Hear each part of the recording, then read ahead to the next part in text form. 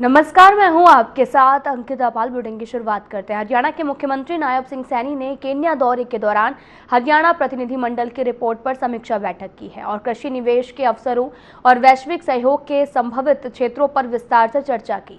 तो वहीं इस बैठक में सीएम सैनी ने कहा कि हरियाणा केन्या कृषि सहयोग हमारे किसानों के लिए नए अवसरों का द्वार खोलेगा। साथ ही उन्होंने कहा कि इस साझेदारी से कृषि उत्पादन, प्रोसेसिंग और निर्यात के क्षेत्र में प्रदेश को वैश्विक पहचान मिलेगी, जिसको लेकर केन्या में लगभग 1 लाख हेक्टेयर भूमि पर हरियाणा के किसानों के लिए खेती की संभावनाएं हैं तलाशने के लिए सीएम सैनी ने अधिकारियों को निर्देश भी दिए हैं।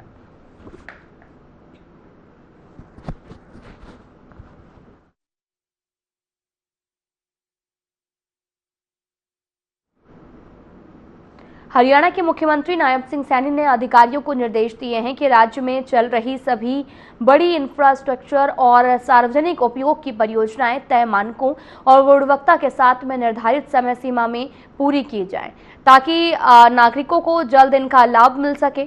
चंडीगढ़ में राज्य प्रगति डैशबोर्ड की बैठक में मुख्यमंत्री ने 75 करोड़ रुपए से भी अधिक लागत वाली मेगा परियोजनाओं की समीक्षा की है और कहा कि देरी के मामलों में जिम्मेदारी तय की जाएगी। उन्होंने विभागों को मासिक समीक्षा रिपोर्ट तैयार कर डैशबोर्ड पर अपलोड करने के निर्देश दिए, जिससे पारदर्शिता और निगरानी सुनिश्चित हो सके।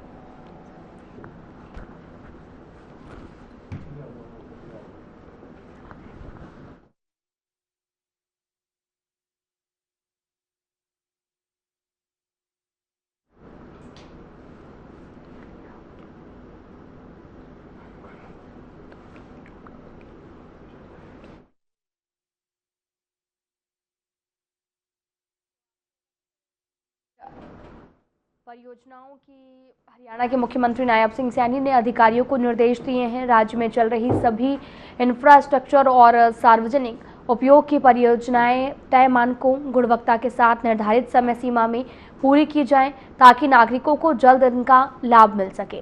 चंडीगढ़ में राज्य प्रगति डैशबोर्ड की बैठक में मुख्यमंत्री ने 75 करोड़ रुपए से अधिक लागत वाली मेगा परियोजनाओं की समीक्षा की है और कहा कि देरी के मामलों में जिम्मेदारी तय की जाएगी। उन्होंने विभागों को मासिक समीक्षा रिपोर्ट तैयार कर डैशबोर्ड पर अपलोड करने के निर्देश दिए, जिससे पारदर्शिता और निगरानी सुनिश्चित हो सके।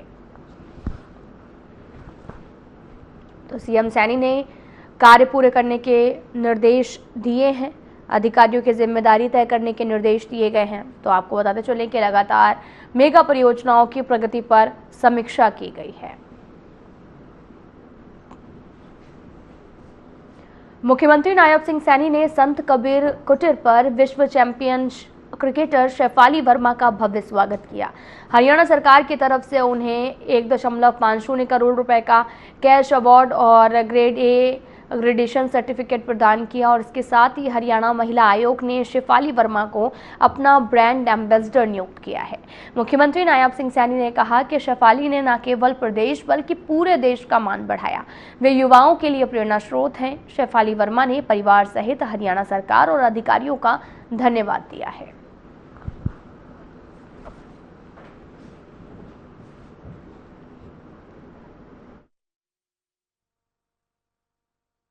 हाँ जी, बहुत अच्छा लगा और हरियाणा से हूँ तो बहुत अलग ही प्राउड फीलिंग है। और जब हम जीते, ये सिर्फ हमारी टीम की विक्ट्री नहीं है, पूरी वुमेंस क्रिकेट की विक्ट्री है। तो बहुत ज़्यादा खुशी है हमारी टीम फाइनल में जीती। हाँ जी, जैसे आप सबको पता है हरियाणा की मिट्टी एक स्पोर्ट्स के लिए बनी हुई है और जब आज सीएम सर से मिली तो बहुत अच्छा लगा। और हरियाणा के सभी लोग हमेशा स्पोर्ट्स पर्सन को अलग बैक करते हैं। तो जैसे कि आज सीएम सर से मिली, बहुत ज़्यादा कॉन्फिडेंस आया मुझे और उन्होंने बहुत ज़्यादा बधाइयाँ दी, बहुत ज़्यादा खुशी है। और यही बोलूँगी सभी देशवासियों को, अपने हरियाणा वालों को, कि हमेशा अच्छी मेहनत करिए और स्पोर्ट्स पर्सन को तो हरियाणा सरकार हमेशा बैक करती रहती है, तो सभी अच्छा करिए। Big thank you to everyone और स्पेशली हरियाणा सरकार एंड एवरीवन, सब ने जितने मुझे सपोर्ट किया है। और मैं सबको यही बोलूँगी कि सच्ची मेहनत करिए और अपने आप पे बिलीफ रखिए और आप सभी मंजिलें हासिल कर सकते हैं। आप सब अपने मम्मी पापा का नाम रोशन कीजिए।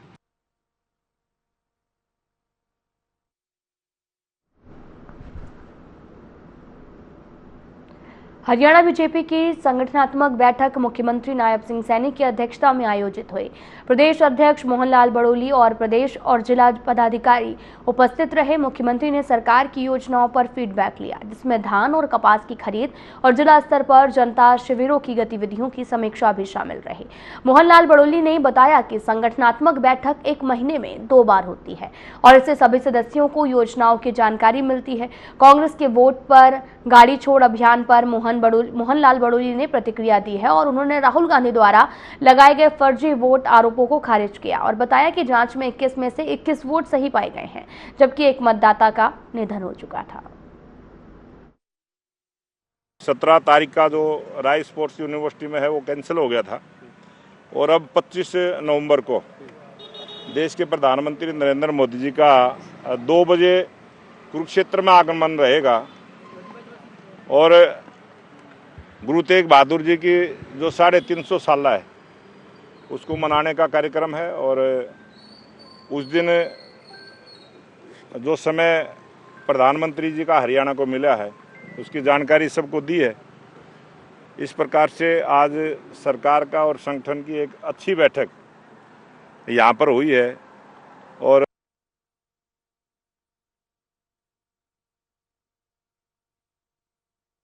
सभी चीज़ों की बहुत सारे काम जो सरकार के हैं उनके बारे में मुख्यमंत्री जी ने बताया है और जो फीडबैक जिलाध्यक्ष और प्रभारी और पदाधिकारियों के माध्यम से मुख्यमंत्री जी लेते हैं उसकी एक समीक्षा बैठक आज रही।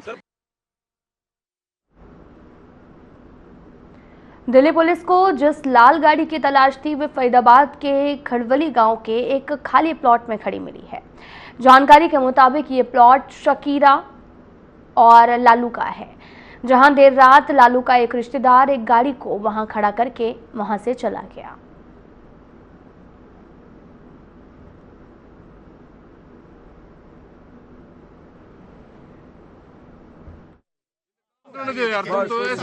कौन खड़ी करके गया था इसको? सर ये पता नहीं, कोई बाहर का बंदा, कोई रिश्तेदार, कौन ये कहीं नहीं कह सकते। जानकारी जो मिल पा रही है वो समीम का जो रिश्तेदार है वो खड़ी करके गया था इसको। नहीं सर ये तो मेरे को नॉलेज नहीं है। वो लालू बता रहे हो आप, जिसका नाम क्या नाम? लल्लू लल्लू का रिश्तेदार है वो? नहीं, प्लॉट लल्लू का है। तो घर के रिश्तेदार किसका था? वो हो सके जब वहाँ पे खड़ी करगा तो उनकी कोई रिश्तेदार हो सके। ठीक है, या मैं कहना सकूँ या कोई। ठीक है, ठीक है। हाँ या ये समीम उर्फ ताते कौन है? चाचा जी मेरा चाचा है। चाचा है? हाँ। अच्छा, उनकी प्लॉट है ये? नहीं, उसकी प्लॉट परली तरफ है। अच्छा, जो ये प्लॉट में गाड़ी खड़ी है ये किसकी है?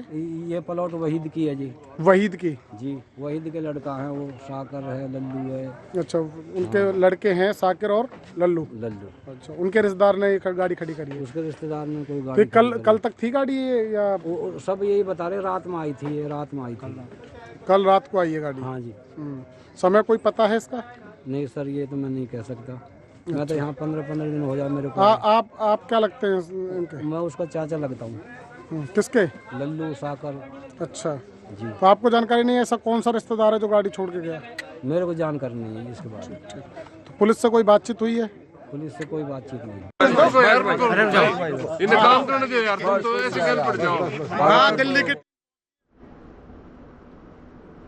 करनाल में कांग्रेस की तरफ से वोट चोर गद्दी छोड़ को लेकर एक जनसभा की गई, जिसके बाद में कांग्रेस के नेताओं ने प्रदर्शन किया, जिला सचिवालय में पहुंचकर ज्ञापन सौंपा।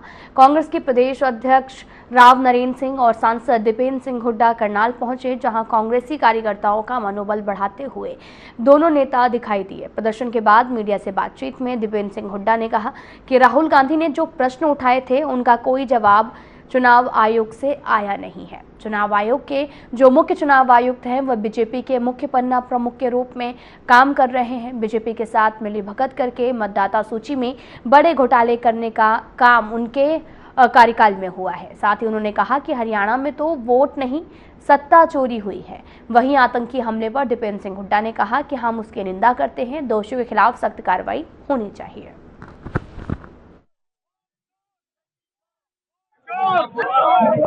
प्रदेश कांग्रेस कमेटी प्रदर्शन कराने का कार्य करेगी। वोट चोरी से हरियाणा की सरकार बनी है। राहुल गांधी जी ने जो प्रश्न उठाए थे उनका कोई जवाब चुनाव आयोग से आया नहीं है। चुनाव आयोग के जो मुख्य चुनाव आयुक्त है ज्ञानेश कुमार, वो मुख्य चुनाव आयुक्त न होकर भाजपा के मुख्य पन्ना प्रमुख के रूप में भाजपा के साथ मिली भगत करवा के मतदाता सूची में बड़े गड़बड़ घोटाले कराने का कार्य इनके कार्यकाल में हुआ है। और हरियाणा में तो वोट चोरी नहीं, सत्ता चोरी हुई है, क्योंकि मात्र 22,000 वोटों से के अंतर से सरकार बनी है, जबकि 25 लाख मतदाता ऐसे हैं जिनका आता पता नहीं लग रहा। उनके 25 लाख मतदाताओं पर प्रश्न चिन्ह लग गया है राहुल गांधी जी के प्रेस वार्ता के बाद।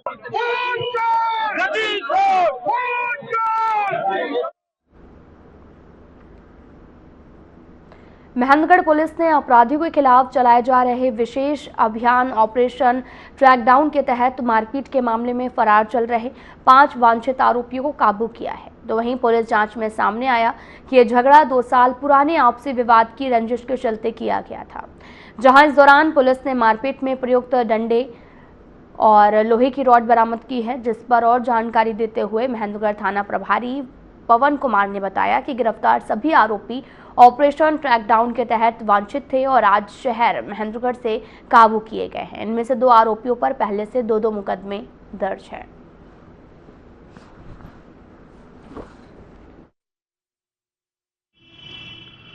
ये पुलिस महानिदेशक हरियाणा द्वारा एक ऑपरेशन ट्रैक डाउन अपराधियों के खिलाफ चला हुआ है 5 नवंबर से 20 नवंबर तक, जिसके तहत मुकदमा नंबर 174 में 5 वांछित अपराधी थे, जो ऑपरेशन ट्रैक डाउन को मद्देनजर रखते हुए इनको आज शहर महेंद्रगढ़ से काबू किया गया है।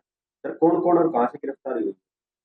इसमें आरोपी मोहित, मन्नू, सन्नी, पोनी व जोनी, ये सभी बासमोला महेंद्रगढ़ के रहने वाले हैं और शहर महेंद्रगढ़ से इनको काबू किया गया। तो सर क्या मामला था ये पूरा? ये प्रदीप पुत्र दयानंद वासी बासमोला के साथ इन्होंने दिनांक 28/10/25 को मारपीट की थी और उसके बाद से ये सभी आरोपी भागे हुए थे। ये ऑपरेशन ट्रैक डाउन के तहत ये वांछित अपराधी थे और इनको आज शहर महेंद्रगढ़ से काबू किया गया। तो सर ये किन से चोट पहुंचाई गई, बरामद हो पाया है? हाँ, इन्होंने डंडे व एक दताड़ी व एक लोहे की राड से इन्होंने प्रदीप को चोट मारी थी। जो सभी आरोपियों से जो चोट मारने वाले हथियार हैं उनको बरामद किया गया है।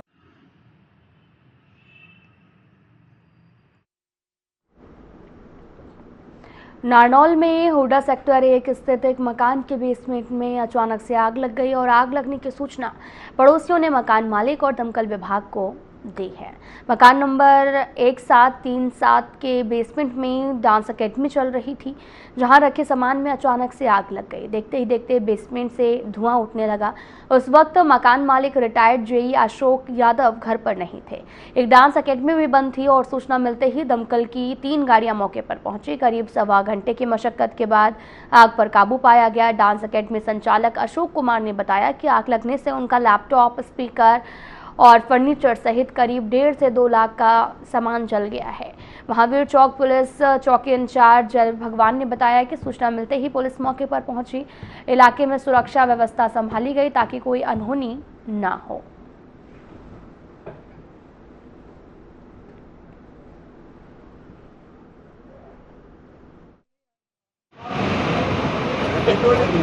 अचानक से आग लगी, कैसे लगी ये मेरे को कुछ नहीं पता। मैं उस टाइम पे आग लगी हुई थी, काफी यहाँ पे खड़े हुए थे। फायर ब्रिगेड के पास में कॉल किया, उन्होंने आके ये करा।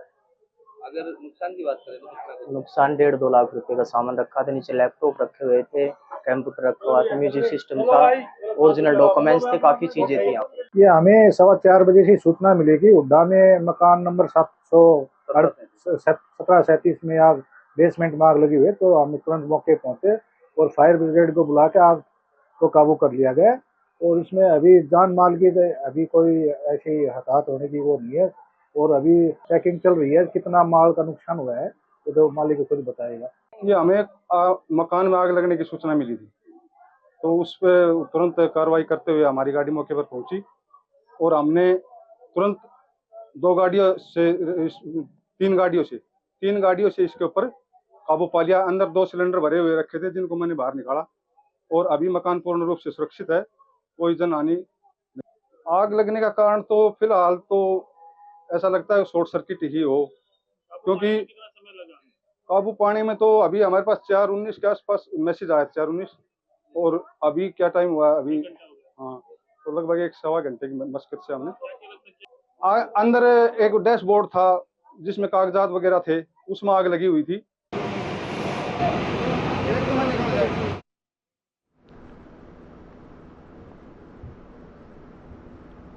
हरियाणा के पलवल में सर्दियों की शुरुआत के साथ ही चोरी की वारदातें बढ़ने लगी हैं। ताजा मामला ओमेक्स सिटी का है, जहां चोरों ने एक नामी डॉक्टर सूर्य मोहन बंगला के घर में सेंध लगाकर नकदी और जेवरात चोरी कर लिए हैं। चोर कमरों से बचने के लिए वाईफाई की तार काटकर सीसीटीवी का रुख मोड़ गए हैं, और लेकिन उनकी तस्वीरें कैमरे में कैद हो गई। बताया यह भी गया कि चोर किचन की खिड़की की ग्रिल हटाकर घर में दाखिल हुए और लगभग 1.5 से 2 लाख रुपए की चोरी को अंजाम दिया। सूचना मिलते ही पुलिस टीम मौके पर पहुंची, जांच शुरू कर दी गई। ओमेक्स सिटी की सुरक्षा व्यवस्था पर भी अब भी सवाल खड़े हो रहे हैं।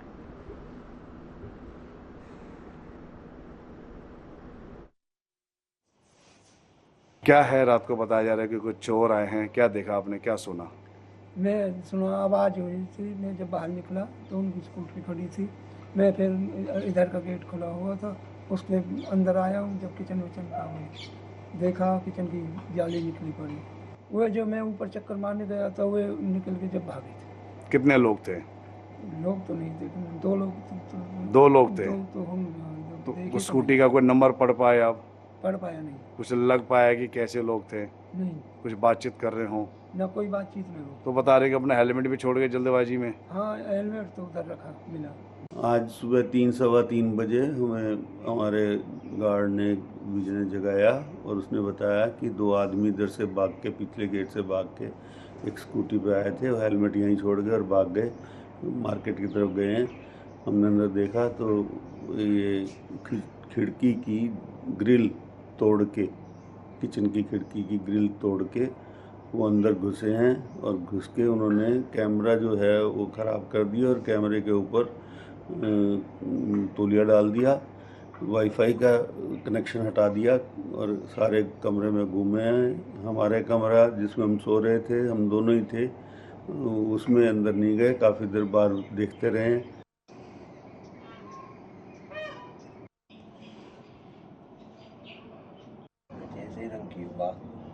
काली बादाम।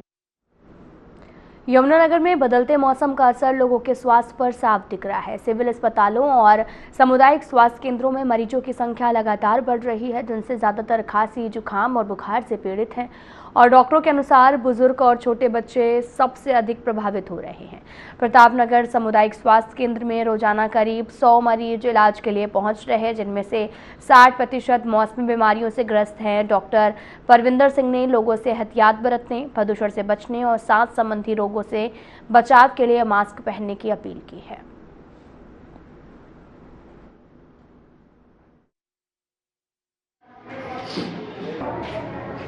जुकाम हो रहा है जी। कितने दिन से हो रहा है जी? ये तो जी 2-3 दिन से ही हो रहा है जी। तो घर में और भी है किसी को? ना जी। तो दवाई ली है इसकी? हाँ जी, बाहर से दवाई ली थी, आराम नहीं लगा। बाहर से लेके आराम नहीं आया? हाँ जी, जुकाम खांसी। और क्या दिक्कत है जी? बस जी यही है, गले में खाज पूज से। कितने दिन से है जी? 2-3 दिन हो गए जी। मेरे को 2 दिन पहले बुखार हो जाता जी, थोड़ी सांसों में भी दिक्कत हो जा, तो उसकी दवाई लेने के लिए आया था। सांस में कभी कभी ज़्यादा दिक्कत हो जा, ये तो पता नहीं जी। दवाई मिल गई है?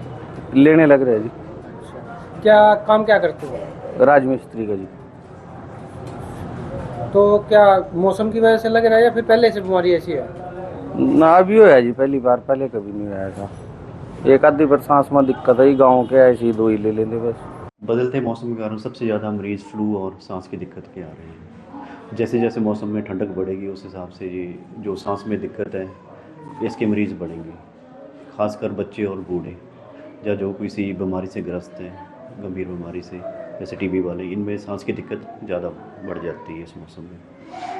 तो एहतियात के तौर पर जैसे ठंड बढ़ती तो इनमें थोड़ा ठंड में बाहर जाने से थोड़ा बचाव करना चाहिए। ज़्यादा ज़रूरत तो बाहर जाना चाहिए, नहीं तो जब धूप थोड़ी मतलब ठंड थोड़ी कम हो तो बाहर अपना जो कार्य है वो करेंगे।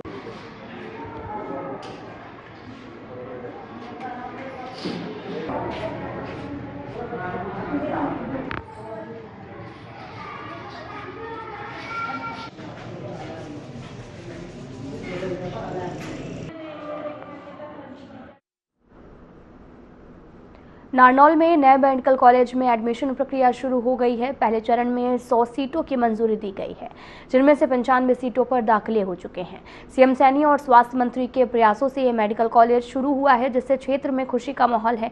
कोरियावास गांव में 2014 में इसकी नींव रखी गई थी और पंचायत ने 85 एकड़ जमीन सरकार को निःशुल्क दी है। मेडिकल कॉलेज और 500 बेड के अस्पताल पर लगभग 1300 करोड़ रुपए की लागत आई है। डायरेक्टर विजेंद्र कुमार के अनुसार अगले महीने निरीक्षण होगा। एसोसिएट प्रोफेसर लोकेंद्र ने बताया कि 85 सीटें हरियाणा कोटे, 15 सीटें केंद्र कोटे की हैं। स्थानीय लोग बेहतर इलाज और रोजगार के अवसर मिलने की उम्मीद जता रहे हैं।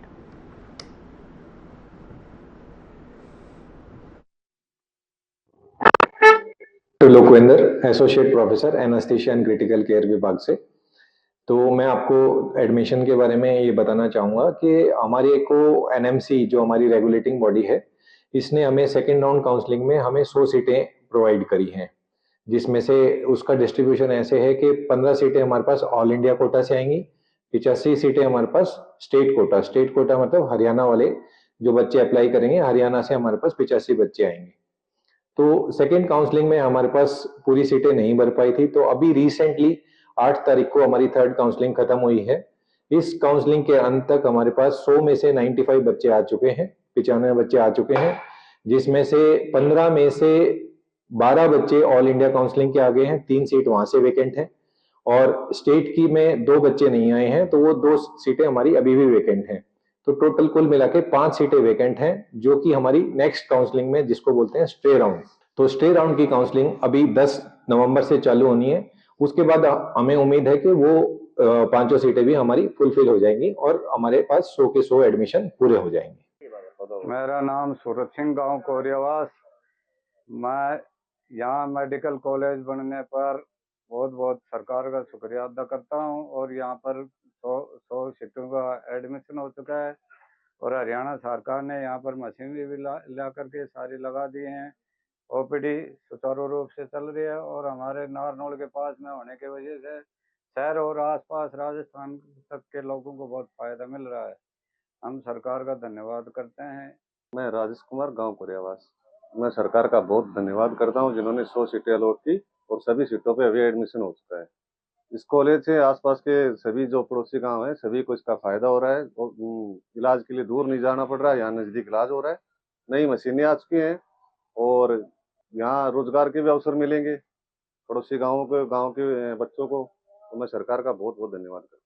मेडिकल कॉलेज 150 MBBS सीट्स का बनाया है गवर्नमेंट ने, जिसमें सेंट्रल गवर्नमेंट से नेशनल मेडिकल काउंसिल ने 100 सीट्स मंजूर करी हैं। स्टार्टिंग में 100 ही करती हैं, और 500 बेडेड हमारा रेडी है। इंस्पेक्शन नेक्स्ट मंथ है, दिसंबर में, और अहलूवालिया कंस्ट्रक्शन ने इसकी कंस्ट्रक्शन करी है टेंडर के थ्रू।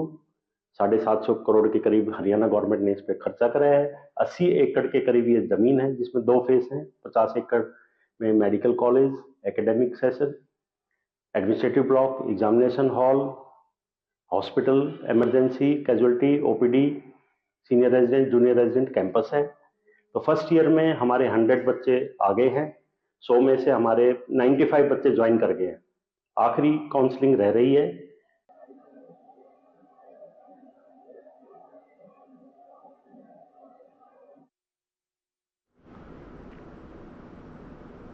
फिलहाल बुलेटिन में इतना ही। नमस्कार।